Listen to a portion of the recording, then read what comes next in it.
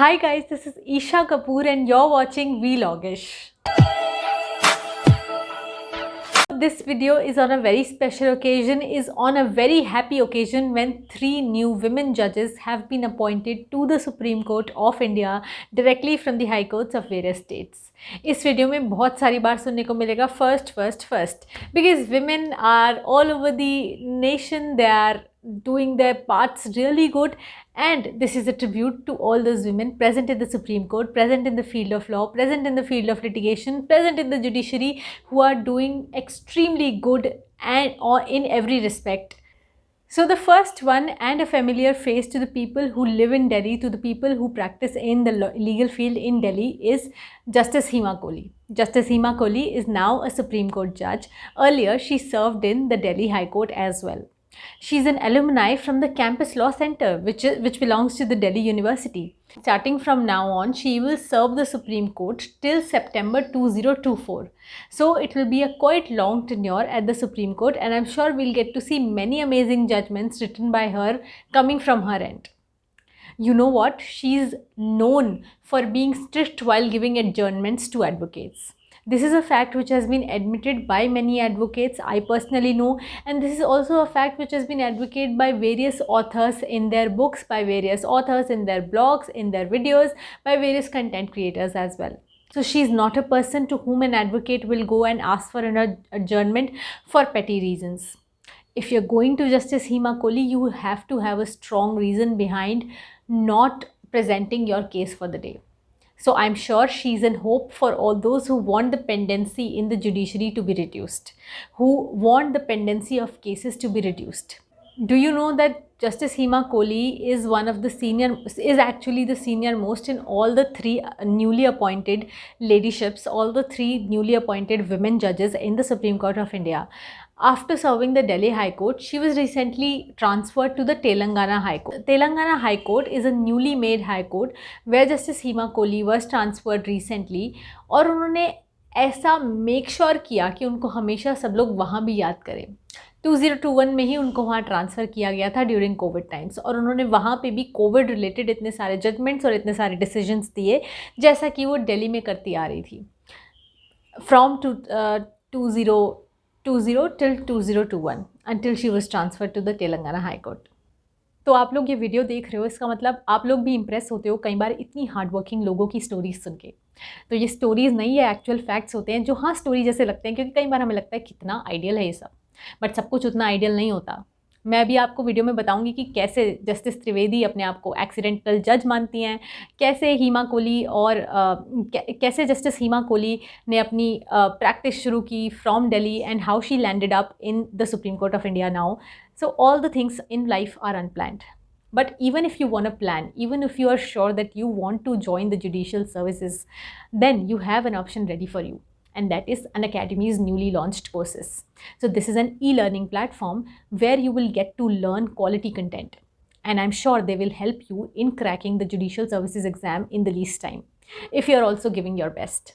Giving your best means attending their lectures, listening to what their mentors and teachers are saying, listening to the Unacademy app, because the Unacademy app is so good that it reminds you of all your classes, of all your schedules, of all your tests that are pending, and of all your goals as well. तो आपके पास तो एक friend जैसा हो जाता है Unacademy के app में जो आपको सब कुछ रिमाइंड कराता रहेगा.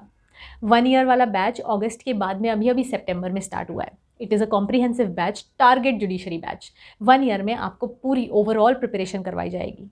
अगर आपको लंबा सब्सक्रिप्शन लेना है तो आप बड़ा सब्सक्रिप्शन लेके रख लो, 2 साल का लेके रख लो, ताकि इसके बाद अगर आपको कोई रिवीजन बैच ज्वाइन करना हो या फिर कोई एक पर्टिकुलर स्टेट को टारगेट करने वाला बैच ज्वाइन करने की ज़रूरत भी पड़े, या फिर आपकी जगह कोई और आपका फ्रेंड या और कोई जूनियर सीनियर कोई भी यूटिलाइज़ करना चाहता है सब्सक्रिप्शन को, तो कर सकें. There is no bar to it. Of course if you don't want to invest a lot of money into it, then you can ask one of your friends to join it with you. You can share notes and you can study together. But do try Unacademy once, क्योंकि अगर ऐसे जजेस और ऐसी personalities से आप impressed हो तो एक रास्ता आपके पास ये भी जाता है अपने गोल तक पहुंचने का, अगर आपका वो गोल है तो. और अगर अभी सब्सक्रिप्शन खरीदोगे तो वीलॉगिश के सब्सक्राइबर भी हो आप. ऑफकोर्स अगर आप देख रहे हो तो मुझे पता है सब बेल आइकन तो प्रेस करा ही होगा, सब्सक्राइब बटन तो प्रेस करा ही होगा.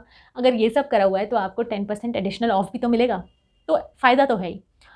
जितने भी हॉस्पिटल्स तेलंगाना हाई कोर्ट के जुरिस्डिक्शन में ओवर चार्ज कर रहे थे सारे कंज्यूमर्स को कोविड रिलेटेड टाइम्स में, all those hospitals were rapped by justice Hima Kohli in Telangana. और उन लोगों की एक तरह से तो शामत आ गई थी, because justice Hima Kohli was present to make sure कि ऐसा कुछ भी गलत ना हो, ओवर चार्जिंग ना हो, कोर्ट के ऑर्डर्स से ज़्यादा किसी को भी चार्ज ना किया जाए, किसी भी पेशेंट को तंग या परेशान नहीं किया जाए। जो तेलंगाना हाई कोर्ट के पहले वाले इनकम चीफ जस्टिस थे उनको ट्रांसफ़र किया गया था क्योंकि उत्तराखंड हाई कोर्ट, इसीलिए ही जस्टिस हीमा कोहली बन पाई तेलंगाना हाई कोर्ट की first ever women chief justice. आपको इनके बारे में एक चीज़ और पता होनी चाहिए। Justice Hima Kohli was very vocal about the prisoners rights, about the rights of even the convicted persons. So even during the COVID times, she was really concerned about decongesting the jails. उनको नहीं चाहिए था कि जेल्स में इतनी भीड़ हो कि प्रिजनर्स को भी कोविड अटैक करे, कि वहाँ पर भी एक ऐसी बीमारी फैल जाए जिसको फिर स्टेट के लिए कंट्रोल करना मुश्किल हो जाए। उन्होंने ना ही ऑर्डिनरी पर्सनस के लिए ऑर्डर्स पास किए कोविड टाइम्स में, बल्कि प्रिजनर्स का, कन्विक्टेड पर्सनस का, अथॉरिटीज़ का भी पूरा ध्यान रखा।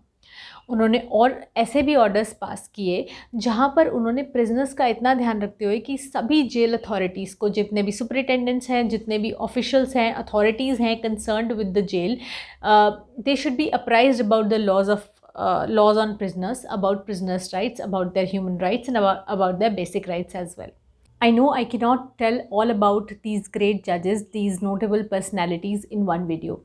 But if I talk about Justice Seema Kohli, one thing comes to my mind always. Whenever I used to do any internships or I used to be with any seniors, my seniors used to tell me a lot of judgments given by Justice Seema Kohli during her tenure at the Delhi High Court, because a lot of her judgments are cited there, are authorities in the court. So there were a lot of family law judgments, and in that also her attitude towards protection of women rights reflected from those judgments. Even during the COVID times, Justice Seema Kohli ने ये भी बोला कि अब तो ऐसा time आ गया है कि एक तो पैंडेमिक, ऊपर से विमेन राइट को और ज़्यादा प्रोटेक्शन की ज़रूरत है, क्योंकि उनको ना ही घर पर वो ओवरबर्डन हो रहे हैं काम से, because all the family members are staying in the house, they are not going anywhere outside, the women are not getting time for themselves, but also because there is a huge surge in the cases of domestic violence being reported in India. So she said, this is a time when women need even more protection. She was very vocal about it in her orders as well. There was one thing due to which she came into the limelight. I would not like to comment upon whether it was right or wrong, but this is how she presented her views. Whenever she was asked about gender neutral laws, whether gender neutral laws are needed in India or not, from her experience, what she spoke was that I do not think that gender neutral laws are still required in India. उन्होंने बोला कि मुझे अभी भी ऐसा नहीं लगता है कि इंडिया कोई ऐसी कंट्री है जहाँ पर विमेन मेन को डोमिनेट करती हैं। अब ये उनकी व्यूज़ हैं, मैं ना ही इस पर कुछ कॉमेंट करूँगी और ना ही आपसे कुछ बोलूँगी। तो ये थी कुछ चीज़ें जस्टिस हीमा कोहली के बारे में जो आपको पता होनी चाहिए, बिकॉज अब हमें सुप्रीम कोर्ट में क्योंकि वो हैं तो बहुत सारी अथॉरिटीज़, बहुत सारी जजमेंट्स उनकी तरफ से आती हुई दिखेंगी। जब हम सब पढ़ेंगे तो हमको डेफिनेटली एक ज़्यादा इंटरेस्ट क्रिएट होगा अगर हमें उनके बारे में पता होगा तो। Next person on our list is justice BV Nagarathna. Justice BV Nagarathna is coming from a family which already has talent in the genes. So you all must be knowing Justice Venkatramaiah. Justice Venkatramaiah was also the Chief Justice of India, but for a very short period of time. और justice BV Nagarathna भी chief justice बनेंगी अगर सब कुछ ठीक चला तो, और वो भी बहुत छोटे से टाइम के लिए बनेंगी। बट ऑल्दो वो चीफ जस्टिस ऑफ इंडिया छोटे से टाइम के लिए बने, लेकिन वो सुप्रीम कोर्ट में एज अ सिटिंग जज बहुत लंबे टाइम तक रहेंगी। Justice Hima Kohli was from Delhi, but Justice Nagaratna is from Bengaluru.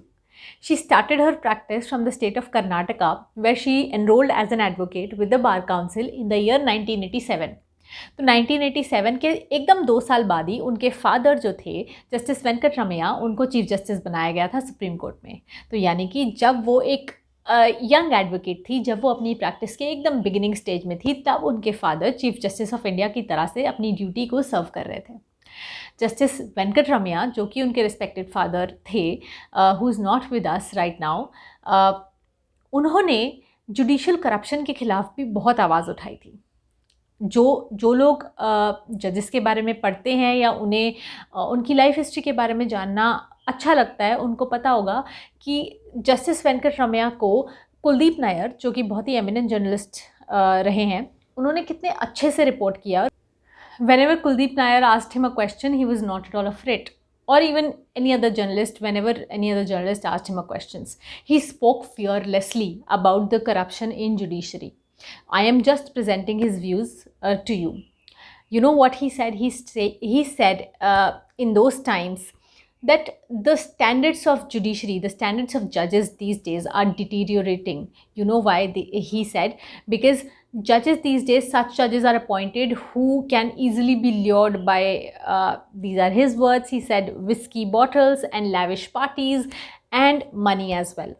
So because of such reasons, because he spoke so fearlessly, I do not know the truth behind it, but because of these things, even a contempt case was filed against him after his retirement in the year 1990. This contempt case was filed before the Bombay High Court on the pretext, citing the reason that Justice Venkatramaya scandalized the judiciary, scandalized the judges. What they said was, Justice Venkatramaya has put up a question mark on the entire judiciary without taking any names. तो उनको लगा अब तो हम सब पे दाग लगाए, तो इसीलिए एक ये कंटेम्प्ट पिटिशन भी आई बॉम्बे हाई कोर्ट के सामने।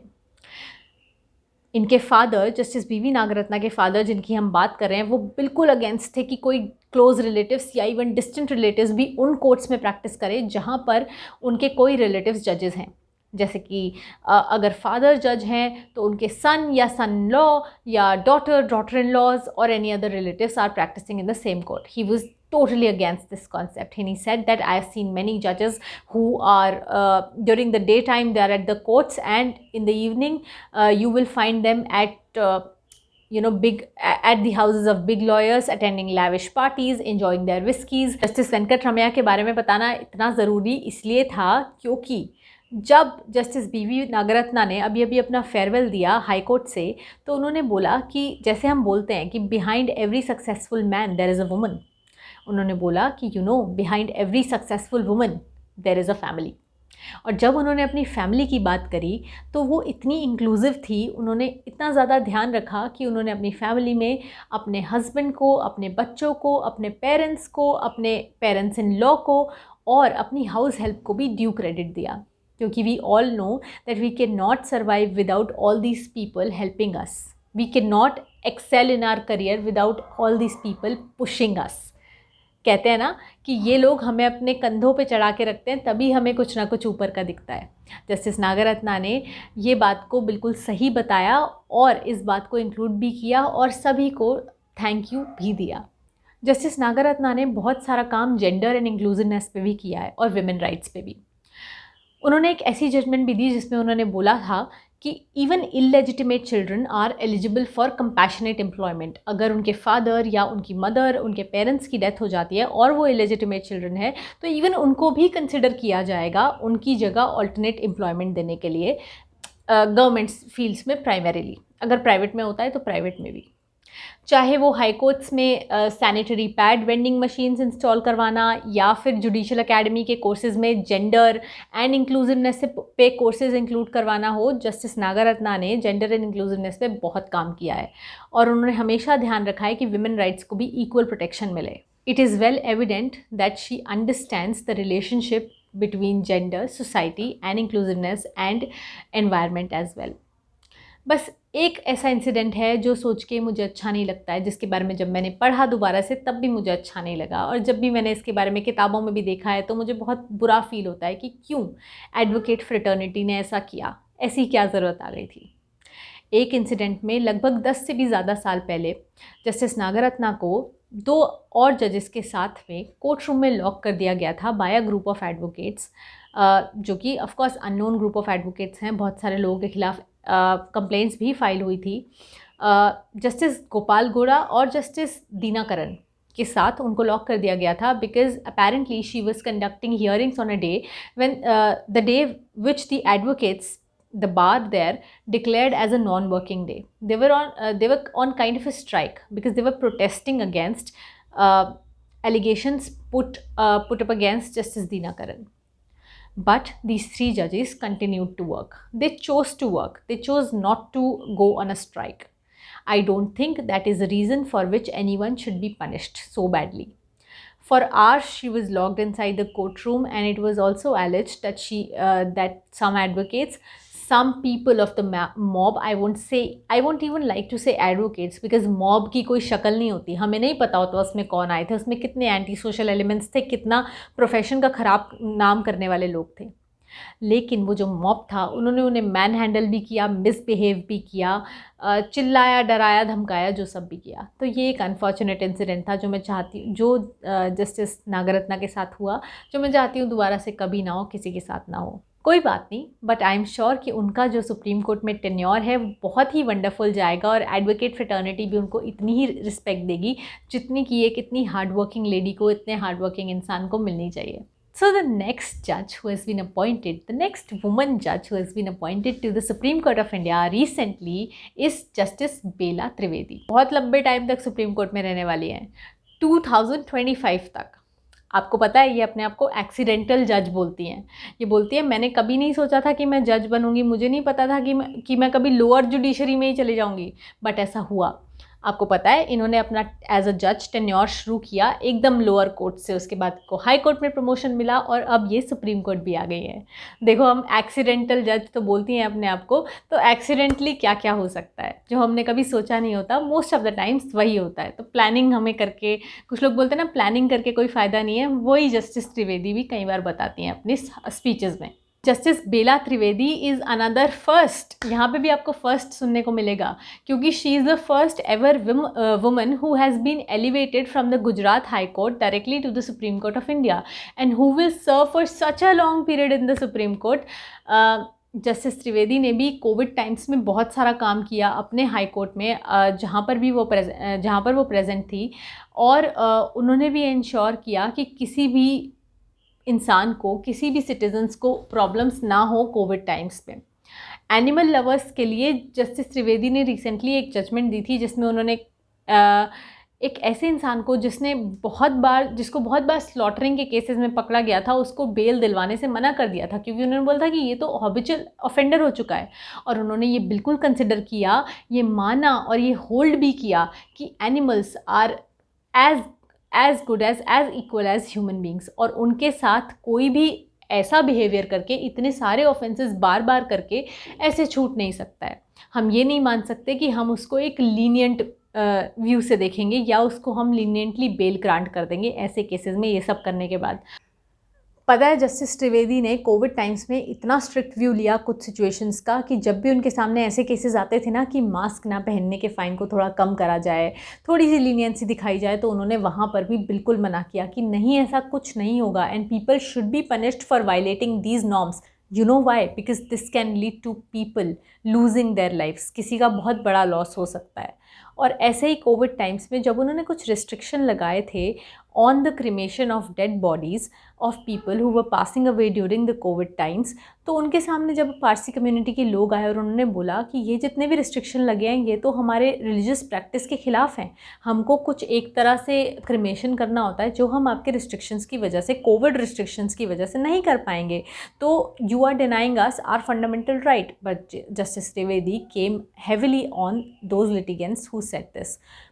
The reason was because she said that even fundamental rights can be reasonably restricted, and this is a time when we should first consider the health of you citizens. We are doing this for all of you, and she actually presented all these judgments, all these views of her very beautifully in a judgment, और उन्होंने state welfare को सबसे ऊपर रखा, religious practices से, beliefs से भी ऊपर। अपने टेन्योर में जस्टिस त्रिवेदी ने बहुत सारे क्रिमिनल केसेस को भी हैंडल किया और रिसेंटली 2020 में ही उन्होंने आसाराम, द इनफेमस आसाराम बापू के बेल मैटर जब उनके सामने आया तो उन्होंने फियरलेसली उनको बेल डिनाई भी करी, क्योंकि उन्होंने बोला कि एक तो ये बहुत इन्फ्लुएंशियल पर्सन है, दूसरा ये एविडेंस से बाहर आके टेम्पर भी कर सकते हैं, और तीसरा मुझे नहीं लगता कि ऐसे सर्कमस्टेंसेस में सेल्फ स्टाइल्ड गॉडमैन जो हैं आसाराम बापू, उनको बेल दी जानी चाहिए। तो उनका एम्फेसिस जो था लिविंग क्रीचर्स की प्रोटेक्शन पे, जेंडर जस्टिस पे, विमेन राइट्स को भी उन्होंने बहुत सपोर्ट किया, बहुत सारी कॉन्फ्रेंसेस में पार्टिसिपेट किया, बहुत सारे स्पीचेस दिए। अपनी जजमेंट्स में भी उनकी गांधीयन फ़िलॉसफी, विमेन राइट्स बहुत ज़्यादा रिफ्लेक्ट होती है अगर हम देखें तो।